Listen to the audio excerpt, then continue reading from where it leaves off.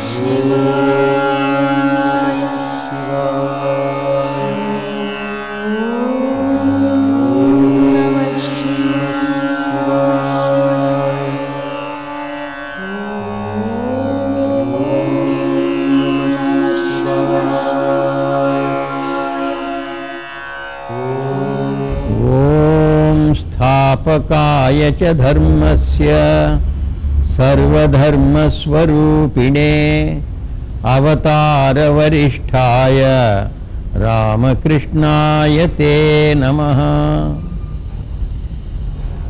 The abode of Creator Brahma is called Brahmaloka. The abode of Sri Vishnu is called Vaikuntha. The abode of Mahadeva is called Kailasa. Though we cannot go bodily to either Vaikuntha or Brahmaloka, we are able to go to Kailasa with our body and return also with great sanctity attached to it. In the previous years, the pilgrimage to Kailash was being arranged by the government of India. The pilgrimage to Kailash was undertaken during the months of June, July, August, September, which was arranged by the government of India. And also recently, the private agencies belonging to Tibet, Kathmandu, they are arranging for these pilgrimages. Those that come from abroad, they go to Kailash, making their journey through Lhasa, the capital of Tibet. In May-June 1998, 20 devotees of Chennai Mutt, under the leadership of Swami Kamalatmananda of Chennai Mutt, they made their pilgrimage to Kailash and Mansarovar. They stayed in Kailash for 10 days and at Mansarovar for 8 days. The Chennai Mutt takes great pleasure in presenting the video of the same very highly rewarding trip by Swami Kamalatmananda and his devotees group. We leave Chennai and reach Varanasi with the devotees of Sri Ramakrishna Mutt. Swami Kamalatmananda installs a Shivalinga at the Kedarnath Shiva temple situated at Kedar Ghat in Varanasi. This Shivalinga is named Kailash Nath. The pilgrims reach Kathmandu.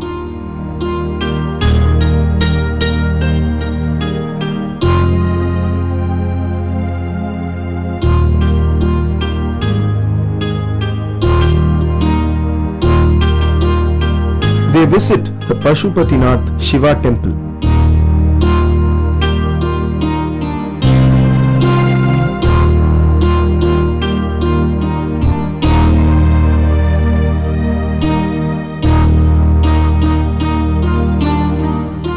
The journey to Manasarovar begins from Kathmandu.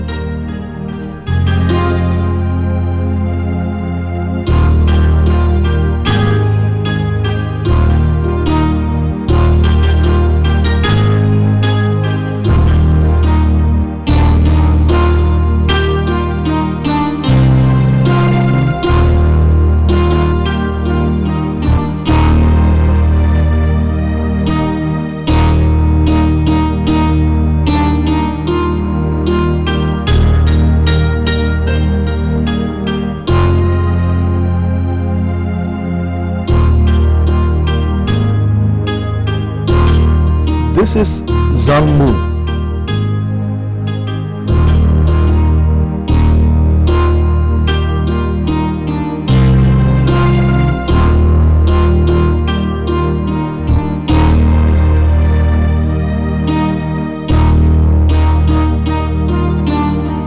After a day's stay at Zangmu, the pilgrims start for Nyalam.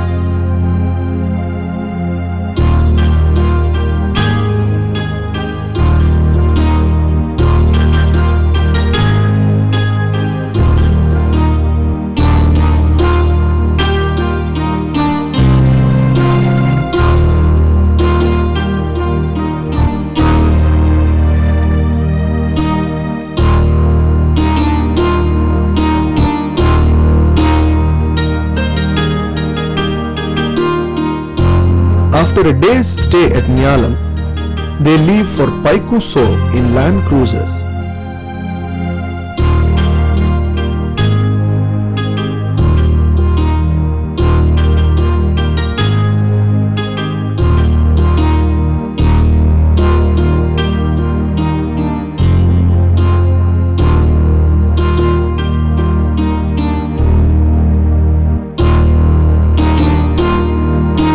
They stay in Paikuso for 2 days.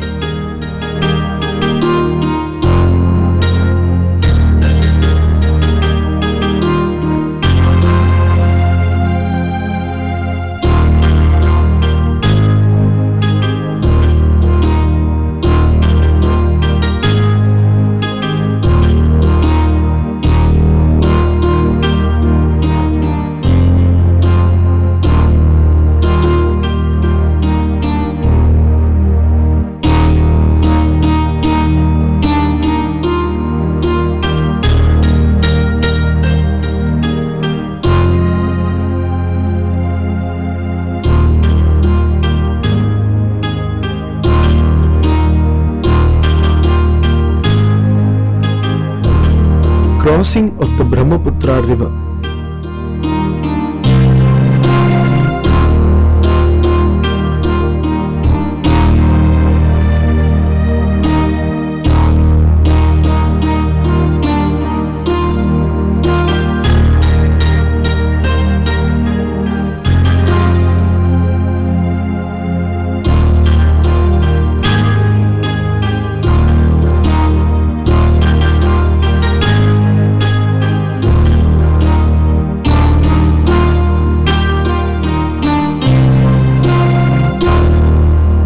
Part of the bank of the Manasarovar is known as Hore.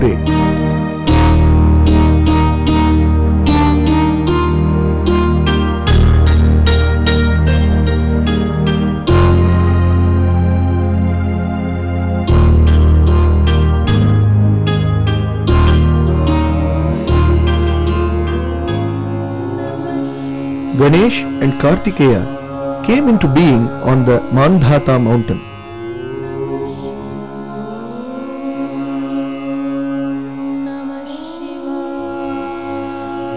The pilgrims stay at this guest house at Hore, a shop at the Hore guest house. A view of Kailash from Hore. Pilgrims took bath in Manasarovar on their second day stay at Hore.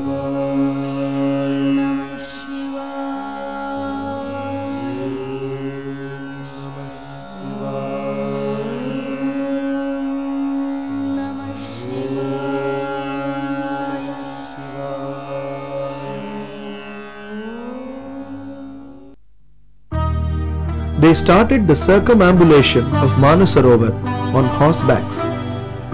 The circumambulation is called parikrama in Sanskrit.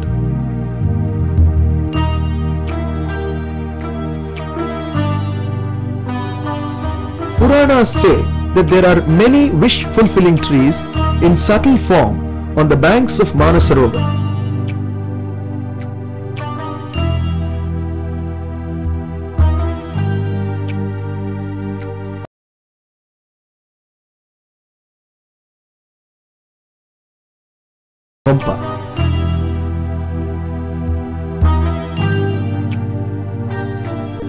They visit a Buddhist monastery there.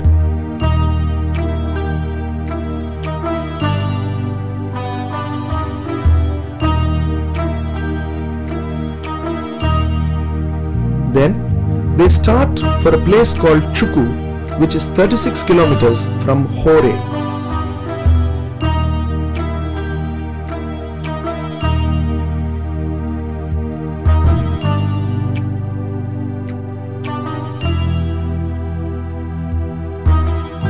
The pilgrims pass many streams on the banks of the Manasarovar.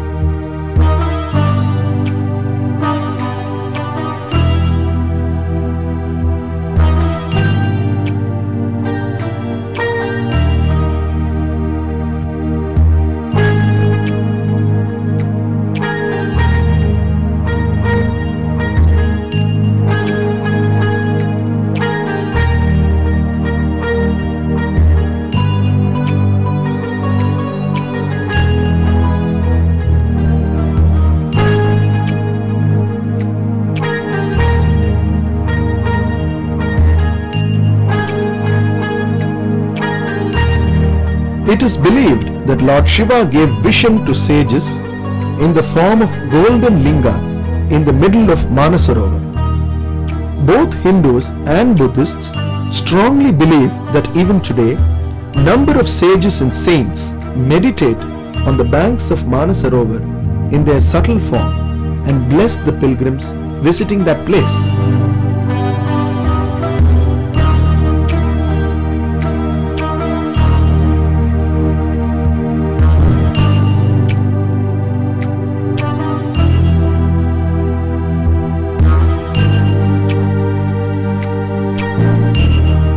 Manas means mind in Sanskrit. Legend has it that Brahma created this lake from his mind, hence the name Manasarovar. The gods are said to have done austerities at Manasarovar. It is believed that gods come and take bath in the Manasarovar in the early morning between 3 to 5 am, known as Brahma Muhurta. Parashurama's ashram is said to be situated on a hill on the banks of Manasarovar.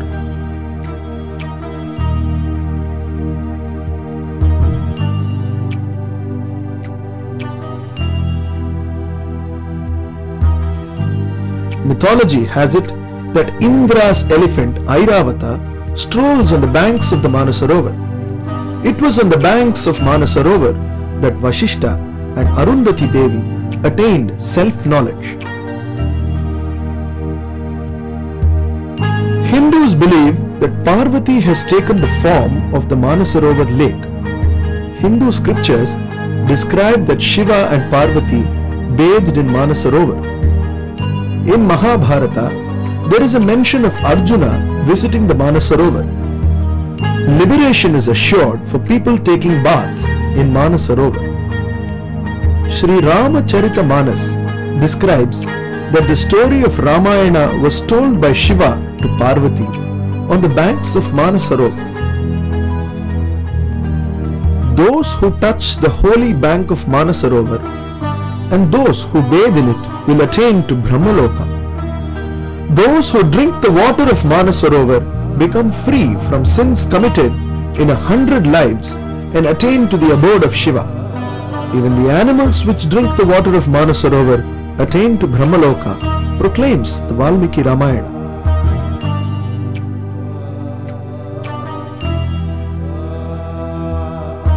The holy stones on the banks of Manasarovar are called murtas.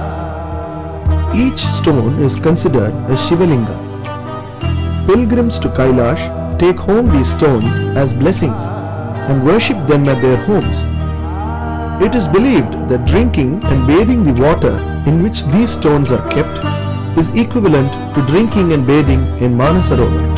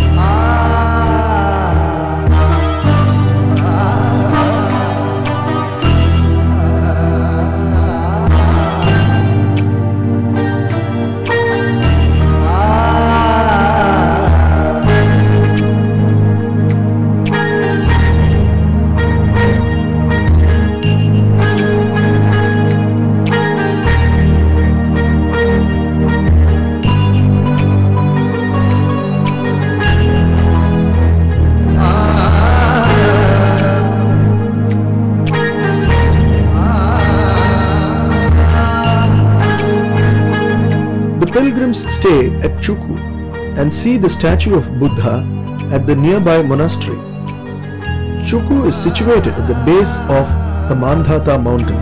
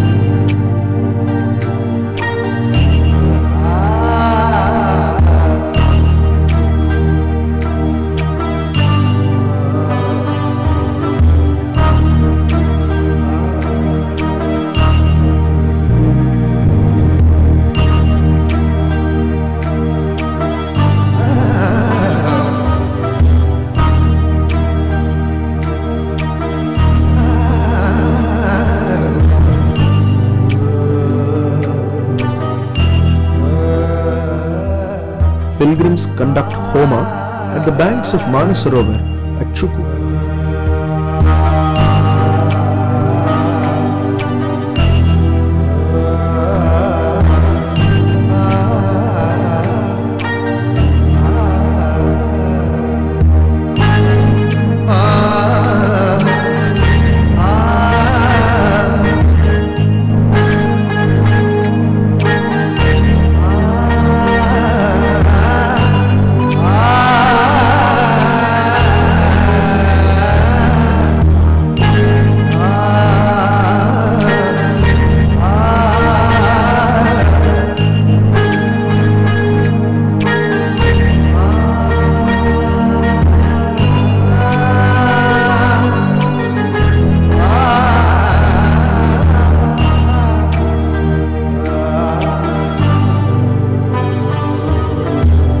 A view of Kailash from Manasarovar, Chuku.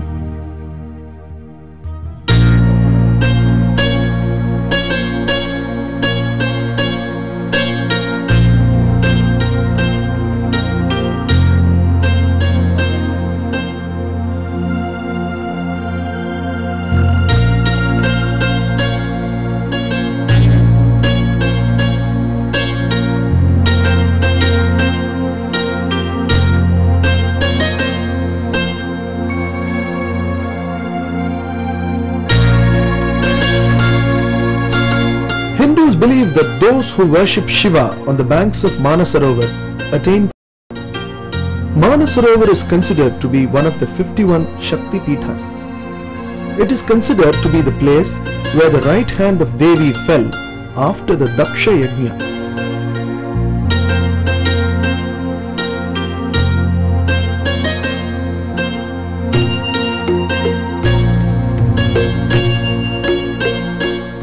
pilgrims go to a place having a lake called Rakshas Tal from Chukku. It is considered that Ravana and other demons did penance at this place. Pilgrims do not bathe in this lake.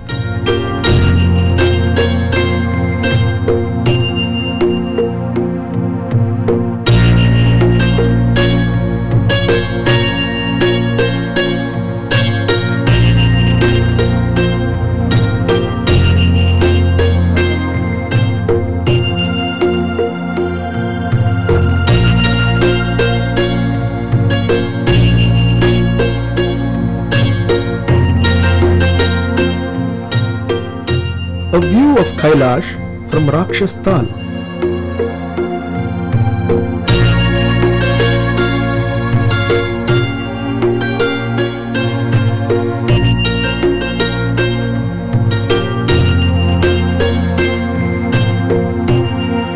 Leaving Rakshas Tal, the pilgrims reach Zaidi, situated on the banks of Manasarovar, at a height of 15,280 feet above sea level, and stay for a day there.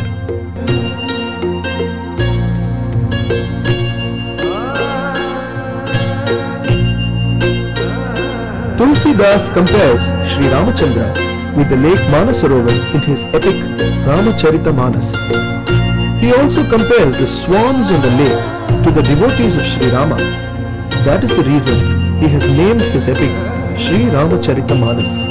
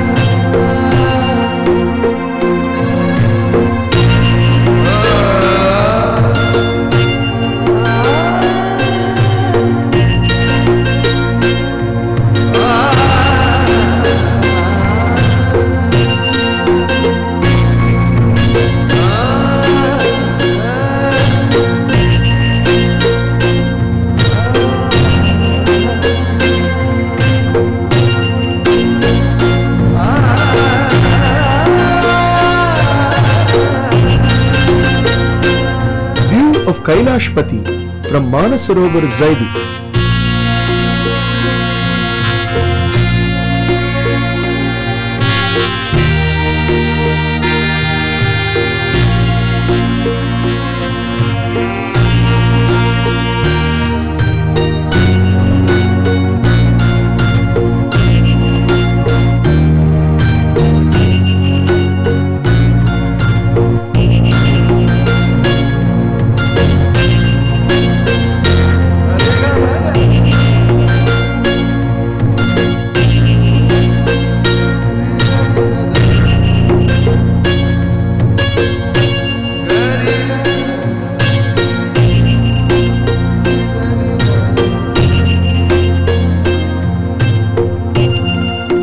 From Zaidi, the pilgrims travel to Manasarovar at Chugompa.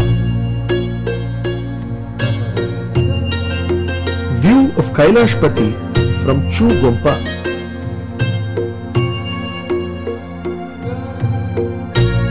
Pilgrims stay in this guest house at Chugompa. The pilgrims perform a homa on the bank of Manasarovar at Chugompa at a height of 15,080 feet from the sea level and worship the Divine Mother.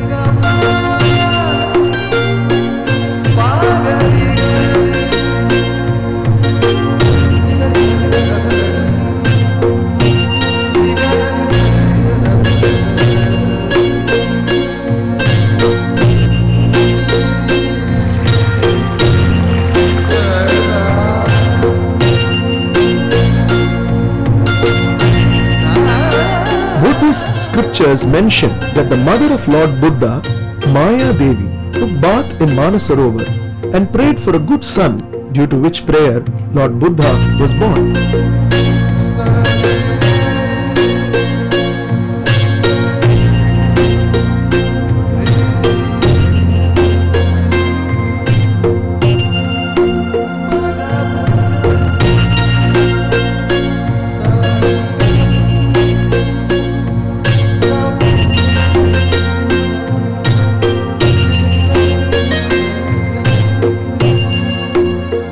From Chugompa, the pilgrims go to the base camp at Tarchen, which is 817 kilometers from Kathmandu. The pilgrims stay at Kailash for 10 days.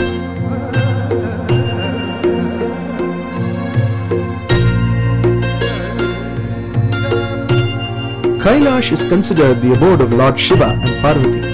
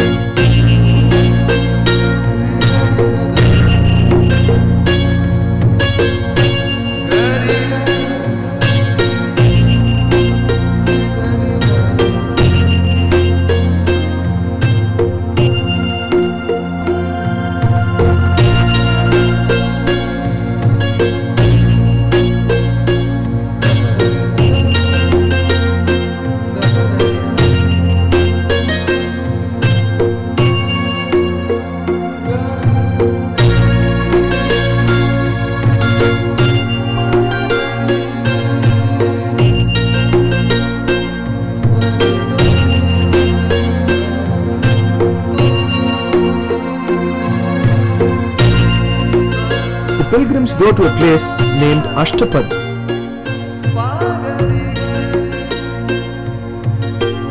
The wooden door seen here is the entrance of a cave. There are many such caves around Kailash.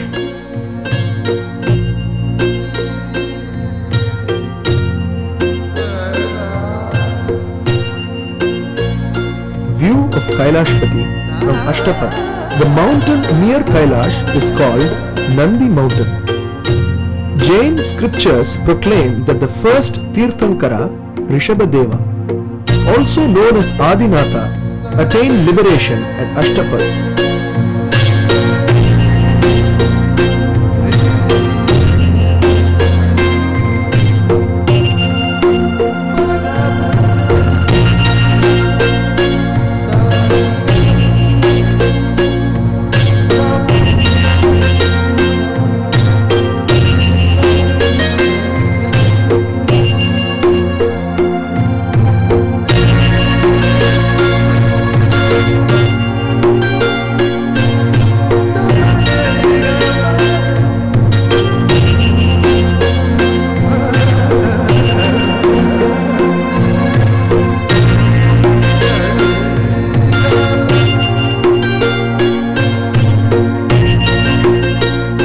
Pilgrims reach Tirthapuri, 75 kilometers away from Tarchen.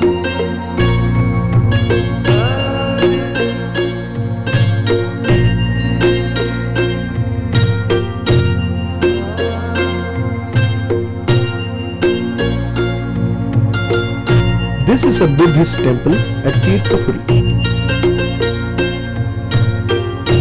Tirthapuri is also related to the life of the demon Bhasmasura. After being blessed by Shiva to be able to destroy others, Bhasmasura tortured the sages and gods in many ways. Lord Vishnu killed him by taking the form of Mohini at Tirthapuri. Some places on the mountain at Tirthapuri have many white parts which are considered to be ashes produced on the burning of Bhasmasura.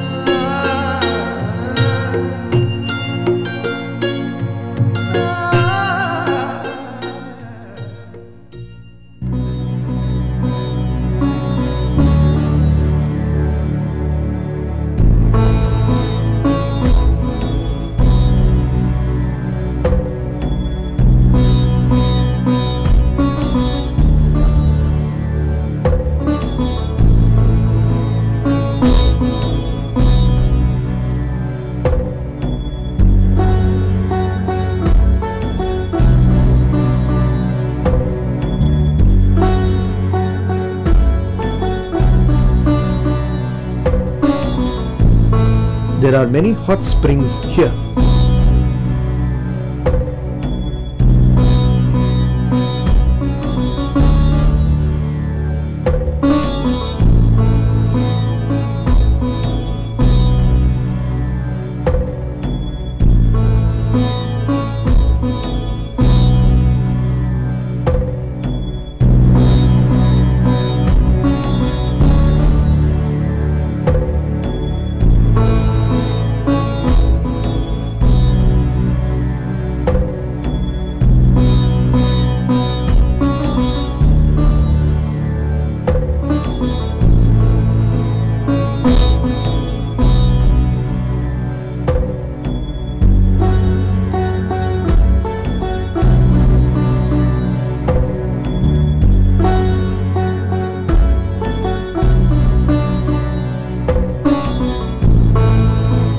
Of Kailash while returning to Tarchen from Tirthapuri.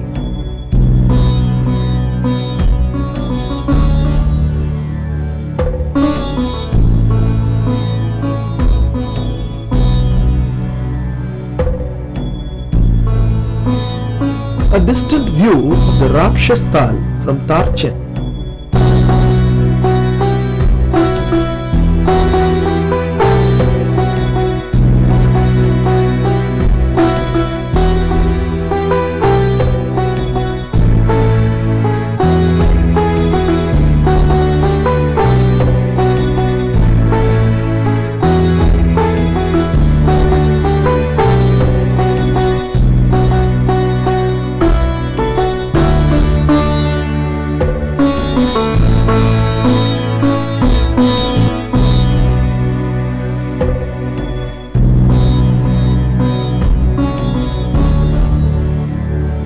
The Tibetan Buddhists circumambulate the Kailash mountain by making prostrations like this.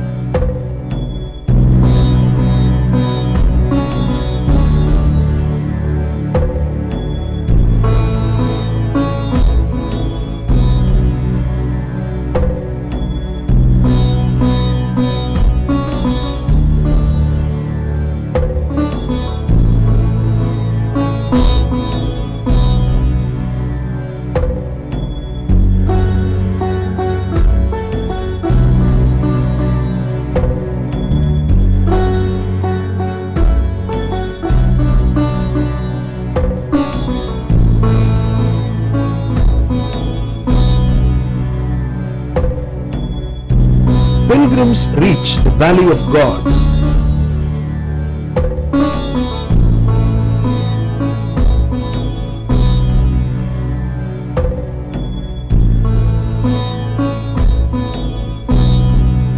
flags hoisted at Valley of Gods by the Tibetans.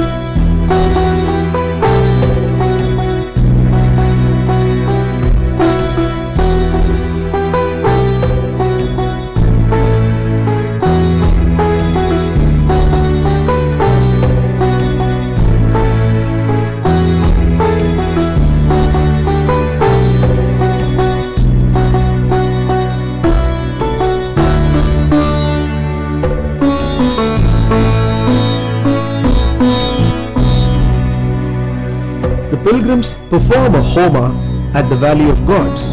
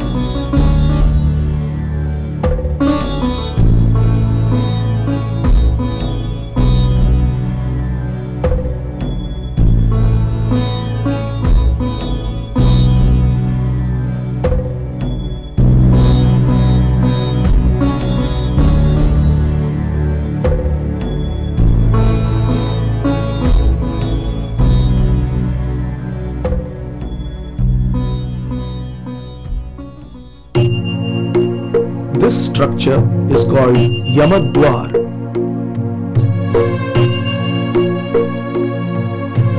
It is customary for the pilgrims to start the circumambulation of Kailash by going through this door.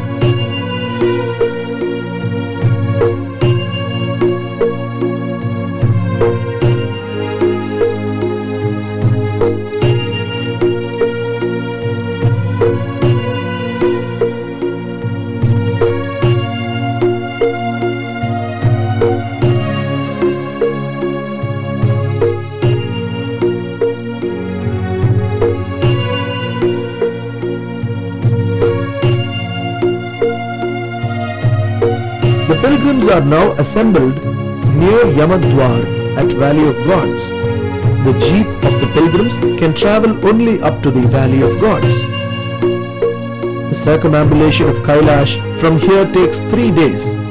The total distance covered is 52 kilometers.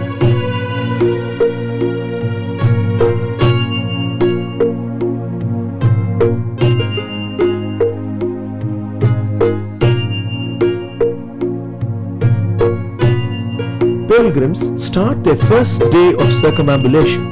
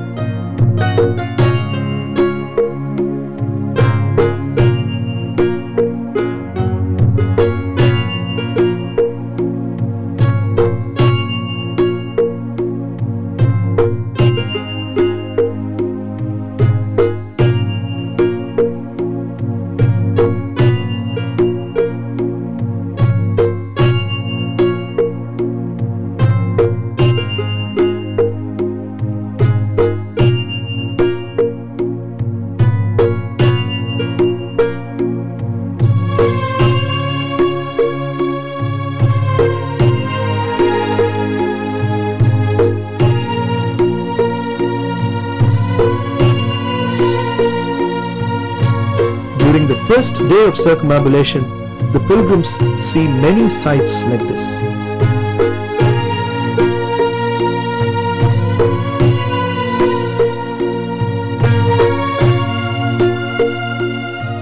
The circumambulation of Kailash is considered equivalent to the circumambulation of the whole universe. It is believed that if one makes a circumambulation of the Kailash mountain, all his sins are washed away.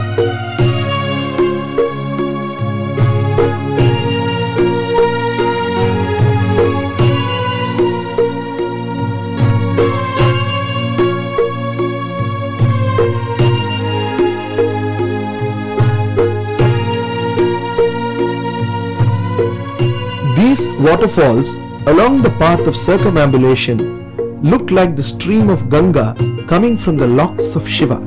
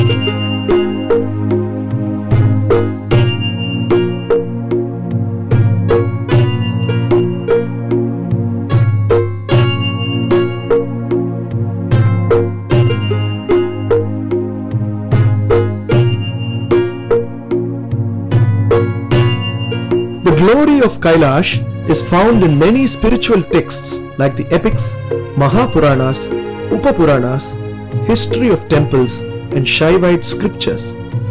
The Shiva Mahapurana says that many of the incidents relating to Lord Shiva took place in Kailash. It is believed that the gods continuously worship Kailash.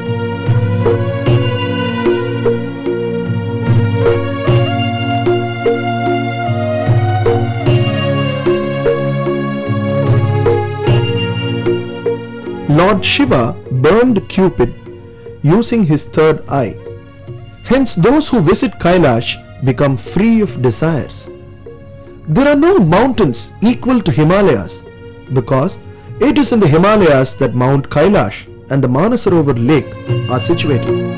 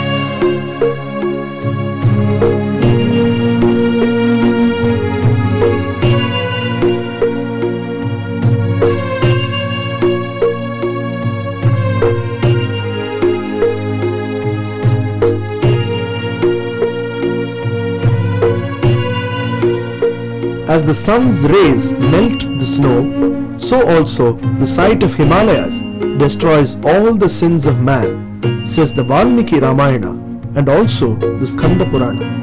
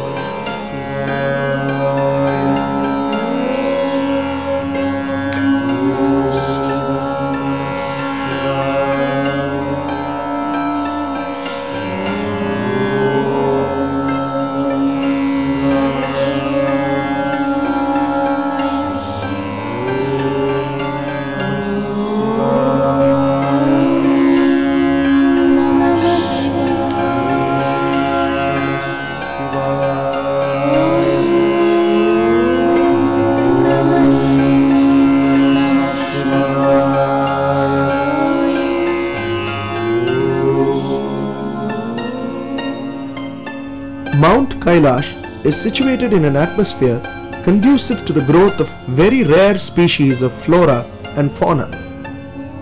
The water of the springs found in and around Kailash are well known for their medicinal values.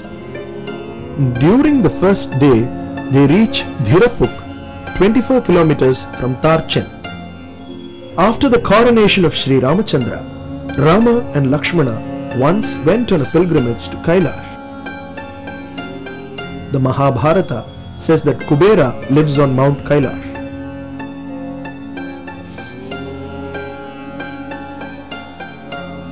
Pilgrims reach Dhirapuk 16,400 feet from sea level at the end of the first day of circumambulation and stay in this guest house.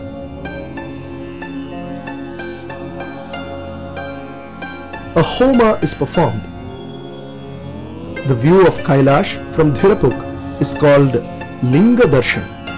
It is also called Vishwalinga. Lord Vishnu did penance in Kailash to please Shiva, says the Mahabharata. Bhagiratha did penance in Kailash requesting Shiva to bring Ganga to the earth. The Mahabharata describes Arjuna's visit to Kailash with Sri Krishna for obtaining Pashupatastra. Arjuna did penance on Mount Kailash and obtained the Pashupatastra. There is a description in the Mahabharata of the Pandavas going to Kailash during their exile. Pandavas went to Kailash during their last days. In the Vishnu Purana, Lord Shiva says, "Those who meditate upon Kailash are superior than those who perform all kinds of worship at Varanasi." Those who go to Kailash to attain liberation are considered gods. There is a verse which says that there is no rebirth for one who visits Kailash. Adi Shankaracharya also visited Kailash. All beings go to Kailash on attaining liberation. Kailash is the land of gods, land of penances, land of Shiva. Hindus, Buddhists and Jains worship Kailash as their holy mountain.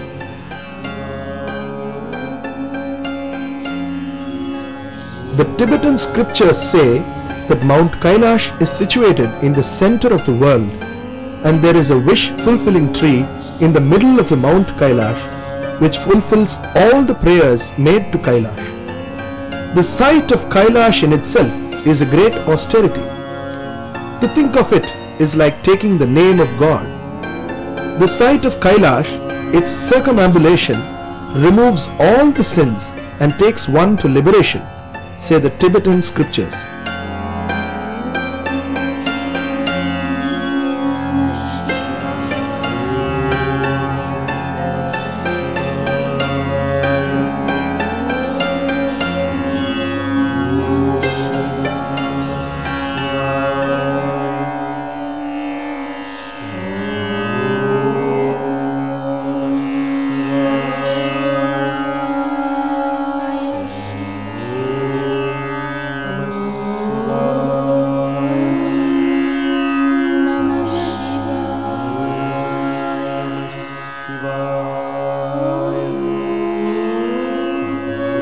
a view of golden Kailash at sunrise.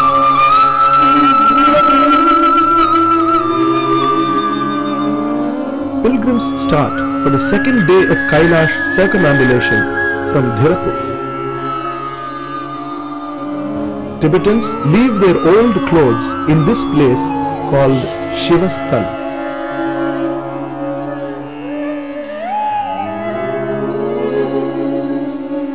This place of importance in the second day of circumambulation is called Dolma Pass, 7 kilometers from Dhirapur. Tibetans hoist colorful prayer flags at Dolma Pass. It is believed that the body of man transforms into a celestial body while crossing this pass. This rock at Dolma Pass is worshipped by Hindus as Parvati Devi. Dolma Pass is situated at a height of 19,500 feet above sea level. This place is called Tara Devi Peetha.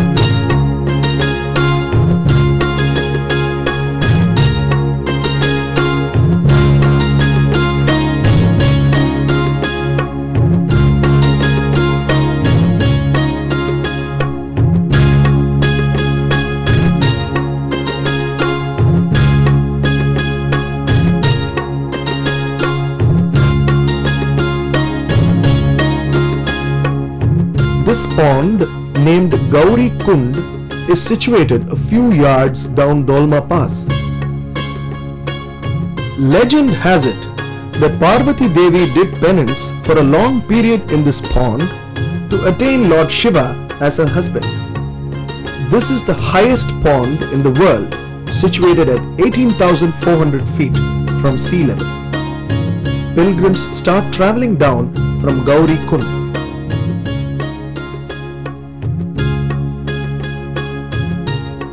Tibetans consider Kailash as the king of mountains.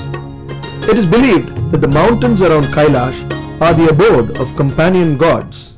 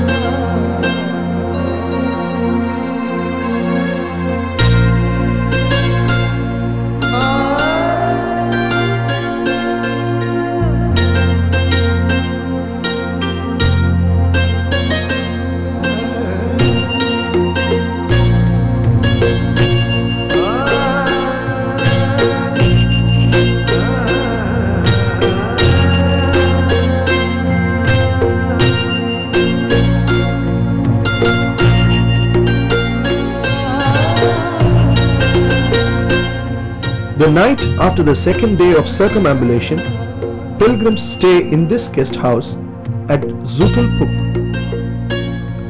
This place is also called Zang Shira.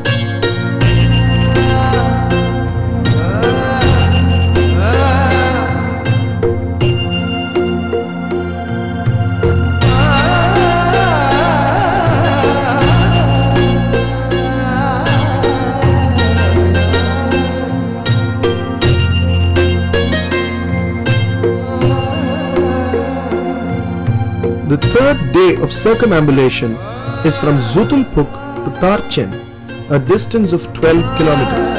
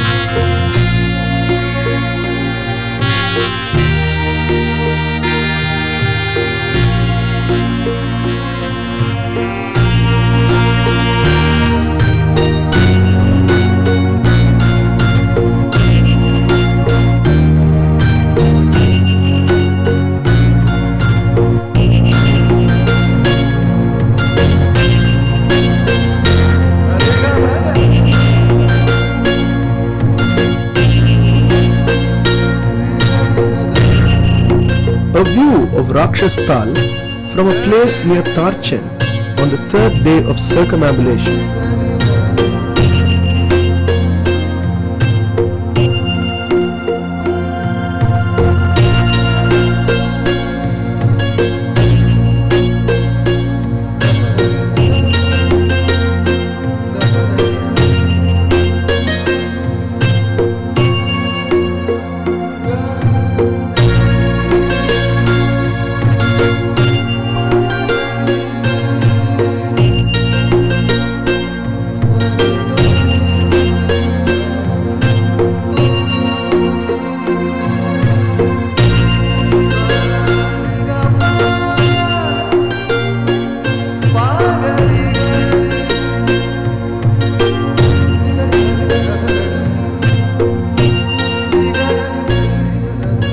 By the grace of Kailash Pati, the pilgrims returned to Tarchen after the third day of circumambulation.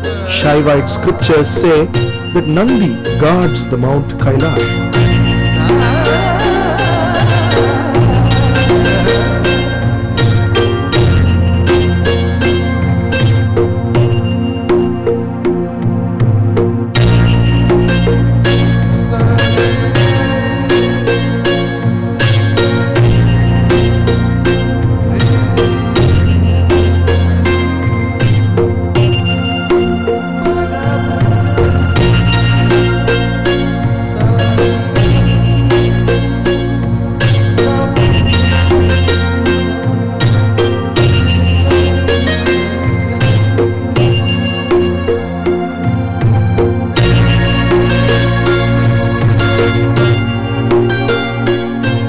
Tarchen, pilgrims returned to Hore, situated on the banks of Manasarovar. The unison of Kailash and Manasarovar is called Gauri Shankar, the united form of Shiva and Parvati. The Tibetans believe that Kailash is the father and Manasarovar is the mother of the world.